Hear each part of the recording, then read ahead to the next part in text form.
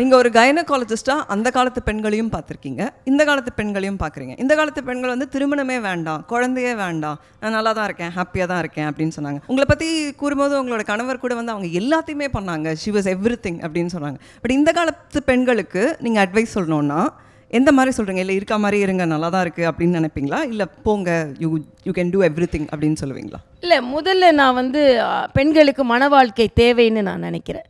ஏன்னா வந்து ஒரு ஒரு ஒரு பலம் இருக்க வேண்டும். அடிக்கடி நான் சொல்வேன், மேன் பிஹைண்ட் த உமன் கிடையாது, மேன் பிசைட் த உமன். அதனால் வந்து என் கணவர் வந்து எனக்கு பின்னால் இருந்தில் என் பக்கத்தில் இருந்து எனக்கு உதவி செய்கிறார்கள் என்று. ஆக அது ஒரு பக்க பலமாக தான் ஏற்றுக்கொள்ளணும். பெண்கள் வந்து ஏதோ திருமணம் செஞ்சால் நம்ம உரிமை பறிக்கப்படும் என்ற இப்போ இளம் பெண்கள்கிட்ட ஒரு எண்ணம் இருக்கிறது. ஆண்களும் அவர்களுக்கான உரிமையை நீங்கள் விட்டு கொடுக்க வேண்டும். அதனால் நல்ல இணைகளை சேர்த்து பண்ணணும். ஆனால் அதே நேரத்தில் திருமணம் என்பது நமது ஊக்கத்தையும் நமது முயற்சியையும் நமது உயர்வையும் தடுத்துவிடக்கூடாது என்பதிலும் முக்கியமாக இருக்கணும். சில நேரங்களில் சில ஏற்றத்தாழ்வுகளை நம்ம சந்திக்க வேண்டி வரும். ஆனால் அதையும் அட்ஜஸ்ட்மெண்ட் பண்ணுறதுன்றது இந்த காலத்தில் இல்லாமல் இருக்குது. அந்த அட்ஜஸ்ட்மெண்ட் நிச்சயமாக இருக்கணும் அப்படின்றது எனது கருத்து. அதனால் வளைந்து கொடுக்க வேண்டிய இடத்துல வளைந்து கொடுத்து, நிமிர்ந்த நேரத்தில் நிமிர்ந்து வேணும்.